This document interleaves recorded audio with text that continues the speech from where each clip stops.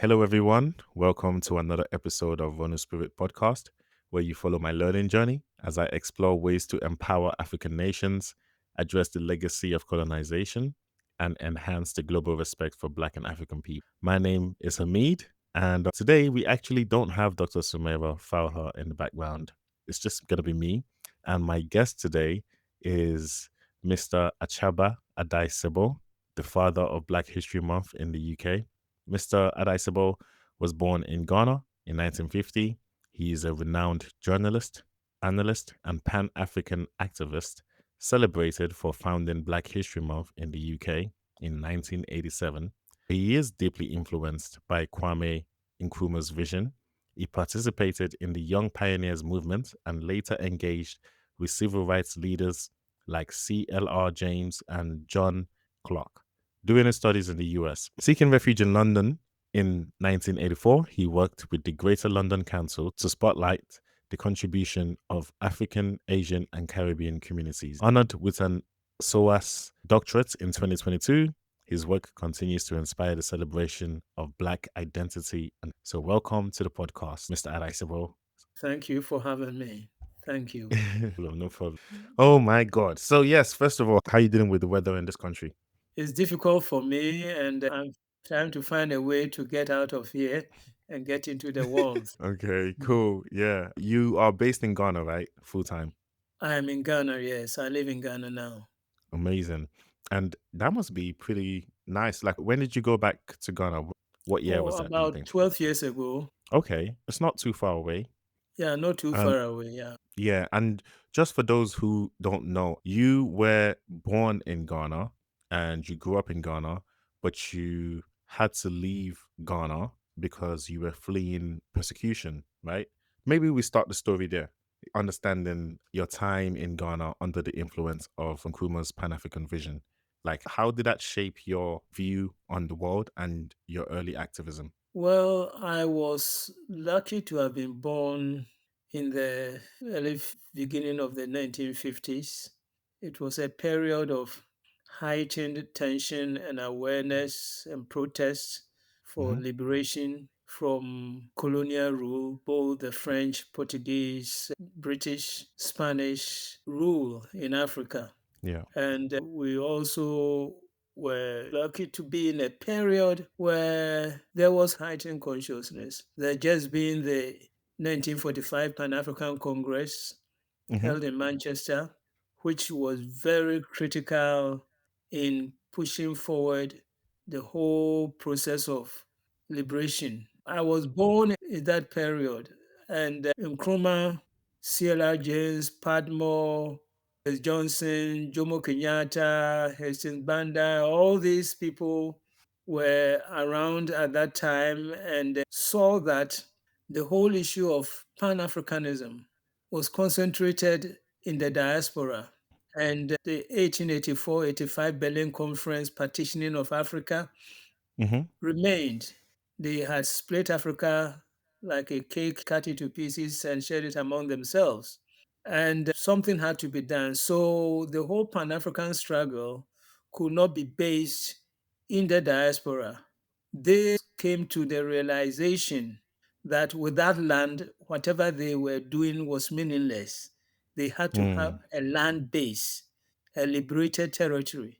So they deliberated this between 1943 and 1945, and they came to the conclusion that, yeah, let's look at Sierra Leone. Sierra Leone may be very propitious for what we want to do because of the peculiar nature of its settlement. There were ex-slaves from the US, Nova Scotia area that were settled in Sierra Leone. So there may be a good understanding with the settlers and the local people. And also, there was a very vibrant and trade unionist called Wallace Johnson, who was from Sierra Leone, and he was Mm. part of the Pan African group here in London. Yes, the question I wanted to ask is, so the Pan African Congress happened in London, and this is where they decided that Sierra No, Leone in was a good. Manchester, 1945. The preparation took place in London, Oh, I see. Sorry. but the Frankfurt conference itself took place in Manchester Okay. in October 1945.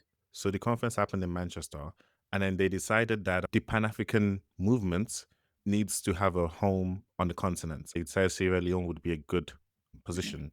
Then Okay. a letter came from Ghana. Okay. There was an organization there called the United Gold Coast Convention, and Mhm. they were a movement also fighting for liberation. Mm. And they needed a secretary, needed a dynamic person who could mobilize. So one of the members called Akwaje, who was also a student in the UK and knew Nkrumah from the US to the UK, recommended Nkrumah. So somewhere in 1947, around October, November, the letter came requesting that if he could come and take this position. So he went, he took the letter to the group, George Padmore, CLR James principally, and they discussed it. And they Mm. said that, well, this is fortuitous. So we have to call Wallace Johnson and tell him that the plan has changed.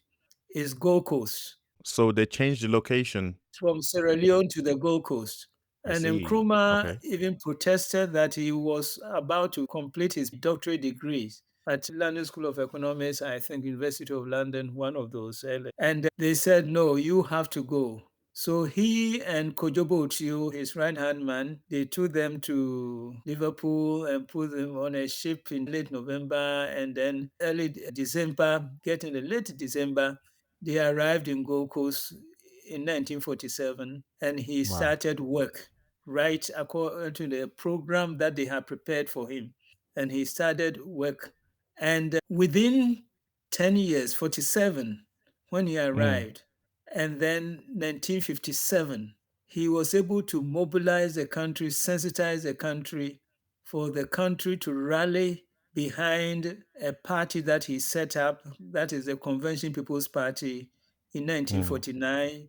He broke from the United Gold Coast Convention that had invited him. They had some problems because they said that he was too radical and he was communist inclined, Marxist communist inclined, and they wanted a slow approach, the group I that had see. invited him. They wanted a slower approach towards independence. And this United Gold Coast group that invited him over to Ghana, where he set up the base for the Pan African movement, who formed that group? Was that group supported by the British or something? These were mostly lawyers and people who were like Elites. middlemen to the colonial system, and they were intermediaries. What one has to realize is that there has been resistance to the colonization and taking over of Africa. There's been resistance right from the beginning, and the resistance has continued. Yeah. And particularly in the Gold Coast area, people knew the importance of land. You couldn't Mm. take away the land, or so they fought back.